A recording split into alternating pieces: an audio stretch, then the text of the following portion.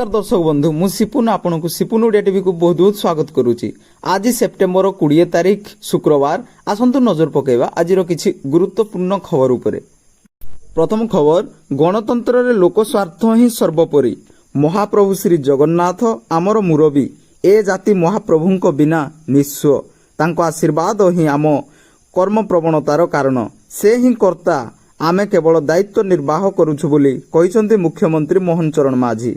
राज्य सरकार 100 दिन पूर्ति उपलक्षे गुरुवार अर्थात गतकाली सरदाबाली रे आयोजित राज्य स्तरीय कार्यक्रम रे जोग देई मुख्यमंत्री श्री मोहन माझी कहिले, उत्कलमणि गोपबंधु कहिथिले प्रजा पाई राजा, तेणु गणतंत्र रे सरकार प्रजांकर ओ प्रजांक पाई लोकमत, लोकहित और लोक स्वार्थ ही सर्वोपरि। आम सरकार लोकंक समर्थन रे गढ़ा होइथिबा लोकंक सरकार। आम संकल्प पत्र हेउची आम पाई धर्मग्रंथ। 2036 रे समृद्ध ओडिशा गठन संकल्प पूर्ण हेबो। राज्य रे बीजेपी एकाकी सरकार गठन करिबार मात्र 100 दिन भितरे अनेक गुरुत्वपूर्ण पदक्षेप नेई राज्यवासी प्रिय भाजन होई पारिछि बोली मुख्यमंत्री मोहन माझी कहिथिबार सूचना मिलिछि। परवर्ती खबर, दूर हेला बर्ड फ्लू भय। कुकुड़ा और अंडा आमदानी कटकणा हटाइला पश्चिमबंग। ओडिशारू अंडा और कुकुड़ा नेबाकू पश्चिमबंग सरकार जारी करिथिबा कटकणी को हटाई दैछंती। बर्ड फ्लू भय जुगु ओडिशा सीमारे पश्चिमबंगर सरकार ओडिशार कुकुड़ा और अंडा गाड़ी को अटकाउथिले, किंतु एणिकी ओडिशारू जाउथिबा अंडा और कुकुड़ा गाड़ी को पश्चिमबंग छाड़िबा पाई स्थानीय सरकार निष्पत्ति नेइछंती। ओडिशार पुरी जिले में बर्ड फ्लू व्यापीबा आशंका करी 2 सप्ताह तले पश्चिमबंग सरकार ओडिशारू अंडा और कुकुड़ा नेबा उपरे प्रतिबंधक लगाइथिले।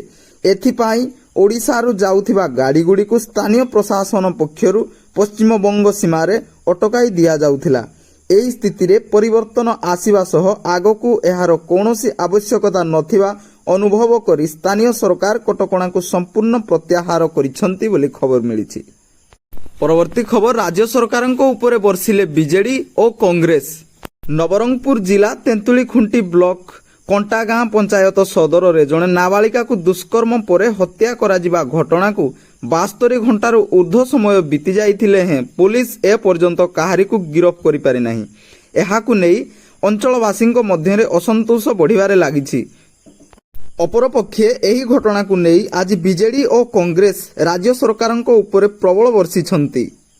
सांसद तथा बीजेडी वरिष्ठ राज्य संपादक प्रदीप कुमार माझी कहिछंती जे मुख्यमंत्री जने आदिवासी परिवार रु आसिछंती, तांको अधीन रे भी गृह विभाग रहिछि, किंतु एहा सत्वे एक आदिवासी परिवार को से न्याय देबारे विफल होइछंती। एहाठू बड़ लज्जा आउ दुर्भाग्यर विषय आउ किछि नाही। तेणु मुख्यमंत्री तुरंत निज पदरु इस्तीफा दियंतु बोली से दाबी करिसंती। सेहीपरि एही घटना रे जिला प्रशासनर कार्य को कड़ा निंदा करी से कहिसंती जे एपरि एक स्पर्शकातर घटना रे नवरंगपुर जिलापालक पीड़ितांक परिवार पाखकु न जिबा अत्यंत दुर्भाग्यर विषय। जदि आगामी 4 रु 5 दिन मध्य पीड़ितांक परिवार को उचित न्याय न मिले जिला समेत सारा राज्य रे बीजेडी पक्षरु एक बड़ धरणर आंदोलन कराजिबो बोली से चेतावनी देइथिबार खबर मिलिछि। परवर्ती खबर, एएसआई डीजी को चिठी लेखिले मुख्य प्रशासक, तुरंत रत्न भंडार सर्वे शेष कर। आगकू विभिन्न पर्वपर्वाणी आसुछि, से समय रे श्रीमंदिर रत्न भंडार सर्वे करिबा समस्या हेबो। तेणु आसंता 24 तारिख सुधा रत्न भंडारर बाकी थिबा वैषयिक सर्वे शेष करिबाकू भारतीय रत्नतात्विक सर्वेक्षण संस्था एएसआई रो महानिर्देशकंकु पत्र लिखिछंती श्रीमंदिर मुख्य प्रशासक डॉक्टर अरविंद पाढ़ी। यथाशीघ्र एही सर्वे शेष करी चूड़ांत रिपोर्ट दाखल पाई मुख्य प्रशासक गुरुत्व आरोप करिछंती। अन्य पक्षरे रत्न भंडार निरीक्षण तथा वैषयिक सर्वे द्वारा जेपरि महाप्रभुंको नीतिकांति रे कोनोसी प्रभाव न पड़िबो सेथिप्रति दृष्टि देबाकू राज्य सरकारंको अनुमोदित एसओपी एवं गजपति महाराजांको अध्यक्षतारे परिचालना कमिटी तांको निष्पत्ति रे स्पष्ट भावे परामर्श दैछंती। तेणु संपृक्त वैषयिक टीम को आवश्यक निर्देश जारी करा जिबाकू एएसआई महानिर्देशकंकु अनुरोध करिछंती मुख्य प्रशासक। ପରବର୍ତ୍ତୀ ଖବର କାହିଁକି ଆକାଉଣ୍ଟକୁ ଗଲା ନାହିଁ ଟଙ୍କା ଏହାର ବଡ଼ କାରଣ କହିଲେ ଉପମୁଖ୍ୟମନ୍ତ୍ରୀ ପ୍ରଭାତୀ ପରିଡ଼ା। ଉପମୁଖ୍ୟମନ୍ତ୍ରୀ କହିଛନ୍ତି ଯେ ଯେଉଁ ମହିଳାମାନେ ନିଜର ଡକୁମେଣ୍ଟ ଠିକ୍ ଦେଇନାହାନ୍ତି, ଯେଉଁ ମହିଳାମାନେ ନିଜ ବ୍ୟାଙ୍କ ଖାତାରେ ଆଧାର କାର୍ଡକୁ ଲିଙ୍କ କରିନାହାନ୍ତି, ସେହି ମହିଳାମାନଙ୍କ ବ୍ୟାଙ୍କ ଖାତାକୁ ପ୍ରଥମ କିସ୍ତିର 5,000 ଟଙ୍କା ପ୍ରଦାନ କରାଯାଇନାହିଁ। ଯେଉଁମାନଙ୍କ ବ୍ୟାଙ୍କ ଆକାଉଣ୍ଟକୁ ଠିକ୍ ନାହିଁ ସେମାନେ ନିଜର ବ୍ୟାଙ୍କ ଆକାଉଣ୍ଟରେ ଏବେ ଆଧାର କାର୍ଡକୁ ଲିଙ୍କ କରାଇ ନିଅନ୍ତୁ, ନଚେତ୍ ଆପଣଙ୍କୁ ଆଗାମୀ କିସ୍ତି ଟଙ୍କା ପ୍ରଦାନ କରାଯିବ ନାହିଁ ବୋଲି ଉପମୁଖ୍ୟମନ୍ତ୍ରୀ କହିଥିବାର ସୂଚନା ମିଳିଛି। ପରବର୍ତ୍ତୀ ଖବର ରାସନ କାର୍ଡ ଧାରୀଙ୍କ ପାଇଁ ଗୁରୁତ୍ୱପୂର୍ଣ୍ଣ ଖବର। ଓଡ଼ିଶାରେ କଟିବ 20 ଲକ୍ଷ ଭୂତ ରାସନ କାର୍ଡ। ସେପଟେ ଇକେୱାଇସି ମାଧ୍ୟମରେ ଓଡ଼ିଶାରେ ଭୂତ ରାସନ କାର୍ଡ ଧରିଛନ୍ତି ଓଡ଼ିଶା ସରକାର। ରାସନ କାର୍ଡରୁ ବାଦ୍ ପଡ଼ୁଛନ୍ତି ଲକ୍ଷ ଲକ୍ଷ ହିତାଧିକାରୀ। କାରଣ ଏପର୍ଯ୍ୟନ୍ତ ଇକେୱାଇସି କରିବା ମାଧ୍ୟମରେ 20 ଲକ୍ଷ ଭୂତ ହିତାଧିକାରୀଙ୍କୁ ଚିହ୍ନଟ କରାଯାଇଛି। ଚଳିତ ବର୍ଷରେ 1 କୋଟି ମେଟ୍ରିକ ଟନ୍ର ଧାନ ସଂଗ୍ରହ କରିବେ ଓଡ଼ିଶା ସରକାର। ତେଣୁ 3100 ଟଙ୍କାରେ ଧାନ କିଣିବେ, ଅର୍ଥାତ୍ ଚାଷୀ ଭାଇମାନେ ଏବେ ଧାନ କ୍ୱିଣ୍ଟାଲ ପ୍ରତି 3100 ଟଙ୍କାରେ ବିକ୍ରି କରିବେ ବୋଲି ଖବର ମିଳିଛି। ପରବର୍ତ୍ତୀ ଖବର ଓଡ଼ିଶାର ବଳକା ମହିଳାମାନଙ୍କୁ ସୁଭଦ୍ରା ଯୋଜନାରେ ଏହି ମାସରେ ମିଳିବ 5,000 ଟଙ୍କା। ମୁଖ୍ୟମନ୍ତ୍ରୀ ଦେଲେ ବଡ଼ ସୂଚନା। ଏପର୍ଯ୍ୟନ୍ତ ଓଡ଼ିଶାର 25 ଲକ୍ଷ ମହିଳାଙ୍କୁ ପ୍ରଥମ କିସ୍ତି ଟଙ୍କା ପ୍ରଦାନ କରାଯାଇଛି। ଆହୁରି ବାକି 70ରୁ 80 ଲକ୍ଷ ମହିଳାମାନଙ୍କୁ ସୁଭଦ୍ରା ଯୋଜନାରେ ସାମିଲ କରାଯାଇନାହିଁ। ତେଣୁ ଯେଉଁମାନେ ଏବେ ମଧ୍ୟ ଆବେଦନ କରିବେ ସେମାନଙ୍କୁ ଆସନ୍ତା ମାସ ଶେଷ ସପ୍ତାହରେ ସୁଭଦ୍ରା ଯୋଜନାର ପ୍ରଥମ କିସ୍ତିରେ 5,000 ଟଙ୍କା ପ୍ରଦାନ କରାଯିବ। ଏନେଇ ରାଜ୍ୟ ସରକାରଙ୍କ ପକ୍ଷରୁ ସୂଚନା ଦିଆଯାଇଛି। ପୁଣି ଯେଉଁମାନଙ୍କୁ ସୁଭଦ୍ରାର ପ୍ରଥମ କିସ୍ତି 5,000 ଟଙ୍କା ମିଳିଛି ସେମାନଙ୍କୁ ଦ୍ୱିତୀୟ କିସ୍ତି ମାର୍ଚ୍ଚ ମାସ 8 ତାରିଖରେ ପ୍ରଦାନ କରାଯିବ ବୋଲି ଖବର ମିଳିଛି।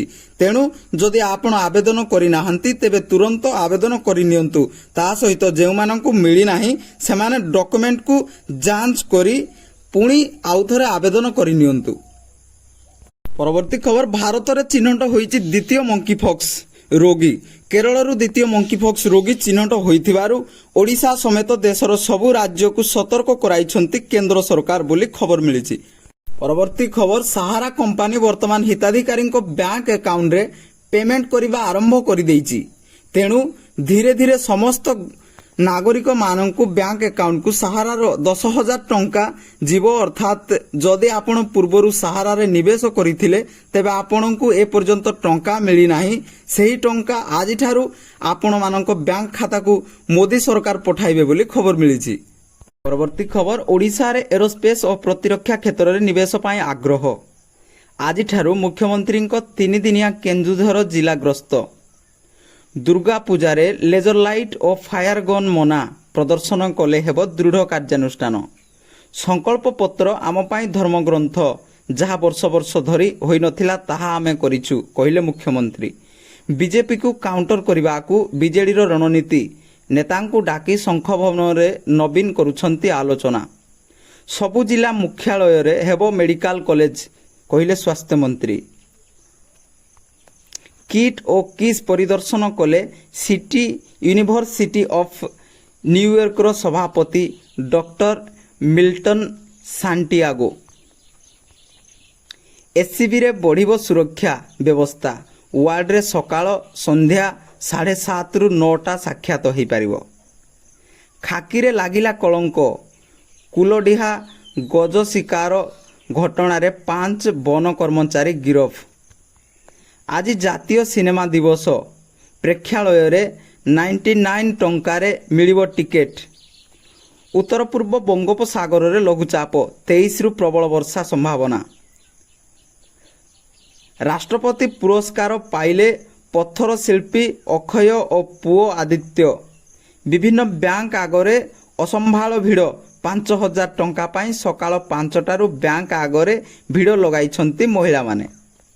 ନବୀନଙ୍କ ନିଶାଣରେ ବିଜେପି ସରକାର ମିଛ କହି କ୍ଷମତାକୁ ଆସିଛନ୍ତି। ଭରତପୁର ପୋଲିସ ବିରୁଦ୍ଧରେ ସଙ୍ଗୀନ ଅଭିଯୋଗ ଆଣିଲେ ମେଜରଙ୍କ ବାନ୍ଧବୀ। କାନ୍ଦି କାନ୍ଦି କହିଲେ ଦୁଷ୍କର୍ମ ଉଦ୍ୟମ କରିଥିଲେ ପୁଲିସ କର୍ମଚାରୀ। ଭୁବନେଶ୍ୱରରେ ଖୋଲିଲାଣି ପେଟସ୍ ପାର୍ଲର। ସଜେଇ ହେଉଛନ୍ତି କୁକୁର ଓ ବିଲେଇ। ହୀରାକୁଦ ଡ୍ୟାମ୍ର ରୁଲ୍ କର୍ଭରେ ହେବ ସଂଶୋଧନ, ଜଳ ସମ୍ପଦ ବିଭାଗ ପକ୍ଷରୁ ପ୍ରକ୍ରିୟା ଆରମ୍ଭ। ଯେଉଁଠାରେ ପ୍ରଦୂଷଣ ସ୍ତର ଅଧିକ ଏବଂ ଜନସଂଖ୍ୟା 100 ଲକ୍ଷରୁ ଅଧିକ ସେଠାରେ ଆଉ ବିକ୍ରି ହେବନି ଡିଜେଲ କାର୍। 2021 ତାରିଖ ଅର୍ଥାତ୍ ଆସନ୍ତାକାଲି ଦିଲ୍ଲୀ ମୁଖ୍ୟମନ୍ତ୍ରୀ ଭାବେ ଶପଥ ନେବେ ଆତିଶି ମାର୍ଲେନା। ନୂଆ ମନ୍ତ୍ରିମଣ୍ଡଳରେ ରହିବେ 4 ପୂର୍ବତନ ମନ୍ତ୍ରୀ। ଜମିଜମା ବିବାଦକୁ କେନ୍ଦ୍ର କରି 80ଟି ଦଳିତଙ୍କ ଘର ପୋଡ଼ିଦେଲେ। ভিডিওটি শেষ পর্যন্ত দেখিଥିବାରୁ ବହୁତ ବହୁତ ଧନ୍ୟବାଦ। ଚ୍ୟାନେଲଟିକୁ ସବସ୍କ୍ରାଇବ୍ କରିନିଅନ୍ତୁ। ଭଲ ଲାଗିଲେ ଲାଇକ୍ କରନ୍ତୁ, ଅନ୍ୟମାନଙ୍କ ପାଖରେ ପହଞ୍ଚାଇବା ପାଇଁ ସେୟାର କରନ୍ତୁ। ଜୟ ଜଗନ୍ନାଥ।